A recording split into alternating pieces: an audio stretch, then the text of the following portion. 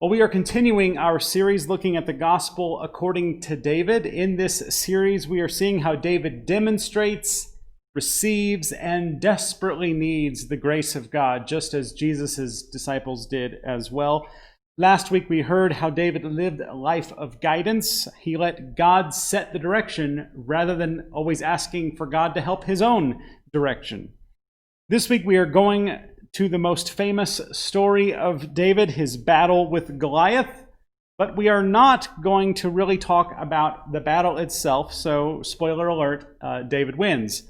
Instead, we're going to focus on what David said and did leading up to that famous battle. For a little context, Goliath was a giant and a champion of the enemy Philistine army. He challenged the Israelites to send their best warrior over to battle him in single combat, and that single combat would be a proxy for whose deity was really stronger. But Goliath did not state it quite as nicely as I just said it. He hurled insults at the Israelites and their God, but no one was confident enough to go toe-to-toe with Goliath. And it would have definitely been toe-to-toe because with a giant, you can't go eye to eye. When David heard about this, he asked his brothers, he asked the other Israelites, other soldiers, if anyone had faith to battle this Philistine. His bravery and apparent faith in God's presence got the attention of King Saul, and that's where we pick up the story, 1 Samuel chapter 17, beginning with verse 31. When the words that David spoke were heard, they repeated them before Saul, and he sent for David. David said to Saul, "Let no one's heart fail because of him," meaning Goliath. "Your servant will go and fight this Philistine." Saul said to David, "You are not able to go against this Philistine to fight with him, for you are just a boy, and he has been a warrior from his youth." But David said to Saul, "Your servant used to keep sheep for his father. Whenever a lion or a bear came and took a lamb from the flock, I went after it and struck it down, rescuing the lamb from its mouth. If it turned against me, I would catch it by the jaw, strike it down, and kill it. Your servant has killed both lions and bears, and this uncircumcised Philistine shall be like one of them, since he has defied the armies of the living God."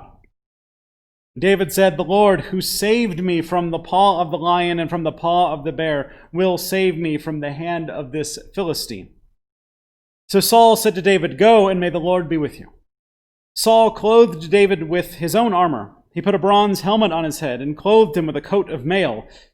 David strapped Saul's sword over the armor, and he tried in vain to walk, for he was not used to them. Then David said to Saul, "I cannot walk with these, for I am not used to them." So David removed them. And then he took his staff in his hand and chose 5 smooth stones from the wadi and put them in his shepherd's bag in the pouch. His sling was in his hand, and he drew near to the Philistine. This is the word of the Lord, so thanks be to God.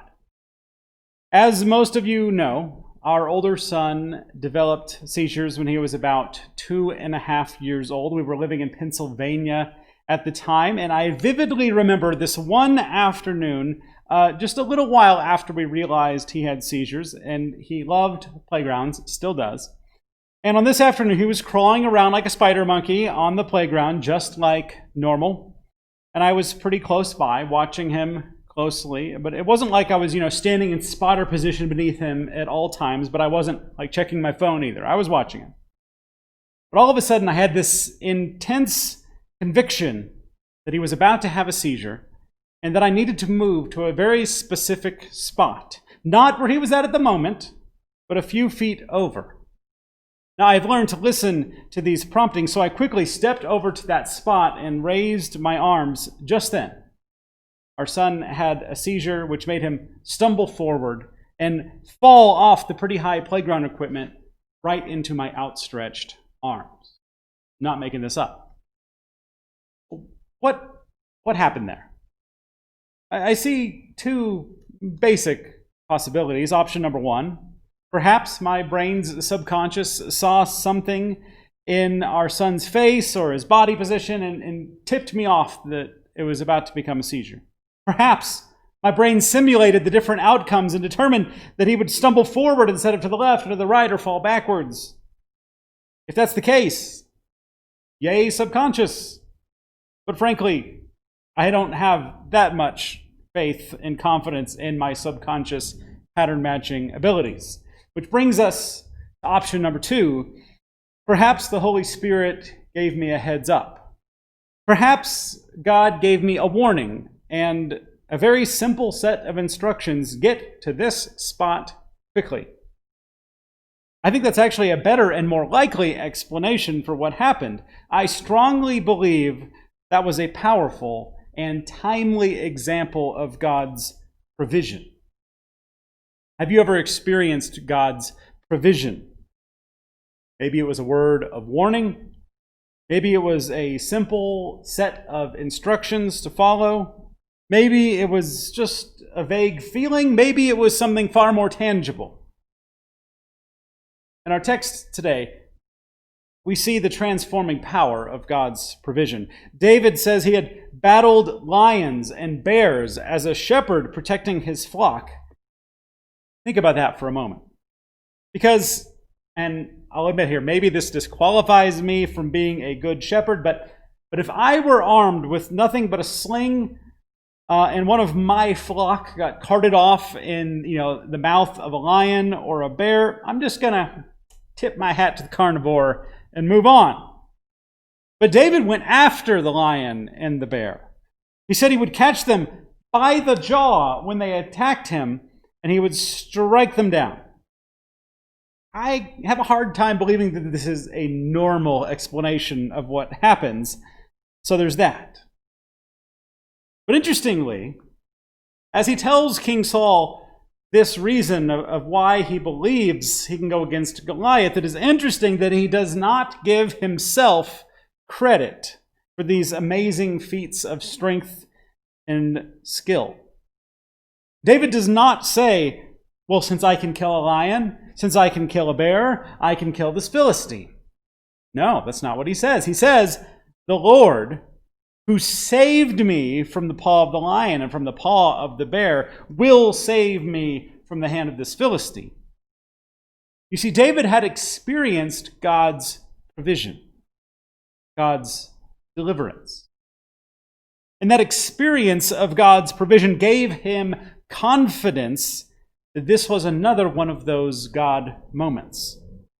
You see, not every moment is a God moment when it comes to provision, but David was confident that this moment was definitely on God's radar. You see, that's the power of experiencing God's provision. When you have experienced something that can only be explained by divine intervention, and then when you learn to sense God's presence in a particular moment, whole new possibilities are opened up to you.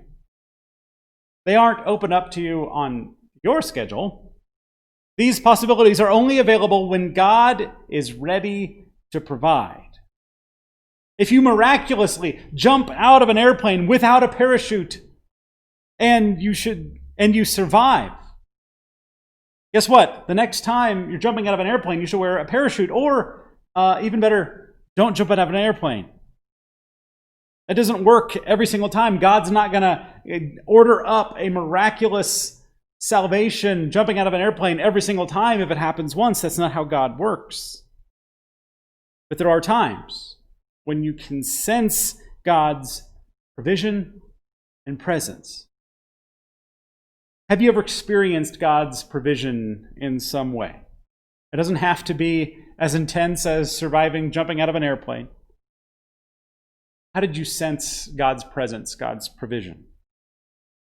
And do you now have the ability to discern, to notice when God is very near and very ready to act through you?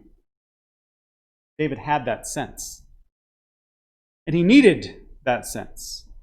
He needed that confidence because no one else believed in him in this story. No one else believed that God would work through him either. But in all fairness, David had a couple strikes going against him here. And we know from other texts that David played the harp for Saul when he was troubled and upset. We don't know for sure, But my best reading of the chronology here is that David was Saul's therapeutic harpist before this battle against Goliath. So let's put this in modern terms. Imagine the heavyweight boxing champion of the world, Tyson Fury, challenge the world. Come and fight me. All 273 pounds of muscle and lifelong training. Anyone who wants to fight, let's go. And then imagine that the person who stepped forward to fight him is a bit scrawny, a bit young, and you ask this erstwhile fighter for his qualifications before stepping into the ring against Tyson Fury, and he replies, well, I grew up on a farm, and in my spare time, I play soothing elevator music. How would you bet on that fight? Let's be honest here. Tyson Fury, heavyweight champion of the world, against elevator music farm boy. That was David. So King Saul and David's brothers and really everyone else had legitimate reasons for doubting David's ability to win this battle. I mean, they doubted their own ability to win this battle. Nevertheless, Saul endorsed David for this battle after their little interview. Now, maybe Saul was just desperate for anyone other than himself, to go fight Goliath. Maybe Saul sensed the presence of the Lord. He did that sometimes. We don't know for sure. But what we do know is that Saul tried to get David to wear the king's own armor. Was he trying to help David? What's going on here? I have a theory, but I will admit this is only a theory. It's worth what you paid for it. My theory is that Saul did, in fact, realize that God was going to work through David. God worked through Saul several times in the past. I think he saw the hand of the Lord upon David. But we also know from many other texts that Saul was very jealous and very self-centered. He wanted the glory and the credit for himself. So stay with me here. My theory is that Saul sensed that David somehow was going to win this battle. And if he wore Saul's very distinctive armor, the Philistines would think that it was Saul who had killed their champion, and they would be afraid of King Saul. After all, who else would be wearing the king's distinctive armor? Saul's move here kind of reminds me of Patroclus and Achilles from the Iliad. Achilles refuses to fight against the Trojans, but Patroclus puts on Achilles' armor and leads the troops into battle. The troops believe they are being led by the legendary Achilles until Patroclus dies at the hand of Hector and the ruse is revealed. Something like that, I think, Saul is trying to pull off here. But David had the confidence to say to Saul, this won't work. This isn't me. I'm not used to this. I have to do it my way because that's how God has delivered me in the past. He could not have won this battle if he were wearing the wrong suit. He could not have won the battle if he had tried to fit into the expectations of the king. He could not have won this battle if he had tried to be someone other than himself. Have you ever felt pressure to be someone else? Have you ever felt the pressure to conform to someone else's expectations rather than God's expectations of you? I've had the privilege of working with many leaders and many interns over the years. One of them was about to give their very first large group talk, and this person wasn't confident in their abilities yet, and they said, but I won't be able to say it the way you would say it. To which I replied, it's fabulous that you realize that because you need to say it the way that you would say it. I went on to explain that anyone else trying to be me would be a poor imitation. But if I tried to be someone else, I would also be a poor imitation. We are built by God in particular ways. Some are built to wear armor. Some are better off in a tunic. Some are built to wield a sword. Some are built to use their sling. Some are built to speak fluently. Others write. Others just act. Some are built to rush in first. Others built to contemplate and plan.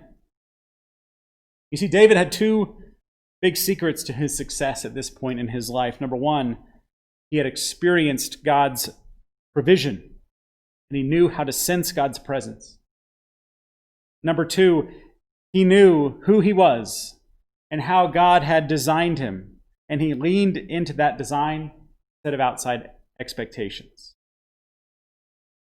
So how can we gain some of David's godly perspective? How can we gain some of that sense of calling that David had in abundance? If you aren't sure where God has been present in your life, let me share two tools. One tool we used in the My Gospel class earlier this year. I encouraged people to break their life into sections and consider the presence of God. When I was a child, where was God? When I was in middle school or high school, where was God? When I was a young adult, where was God? You get the idea. You can ask yourself two different questions in each of those areas. Like when I was a child, where was God? What did I think then? What do I see now? You break your life into those sections, into those chronological chunks, and try to see where God was present and where God was providing for you in some way. That will heighten your awareness of God's presence and provision. And then ask, where is God now? That's the first tool. Another tool to heighten your awareness of God's presence and provision is to get a piece of paper. And on one side, write down 10 high points from your life. On the other side, write 10 hard times in your life. Looking at those high points and those hard times, where do you see the presence and provision of God? It's often in the hard times where we are more apt to even notice God's presence. So that's if you aren't sure about God's provision. If you aren't sure how God designed you, what kind of armor to wear, let me remind you again that we have that online spiritual gifts assessment on our website, fbcl.org/gifts. The basic idea here is to consider how God has wired you to serve, your spiritual DNA. Then you add to your spiritual DNA the ways that you have seen God show up in your life, those examples of God's provision.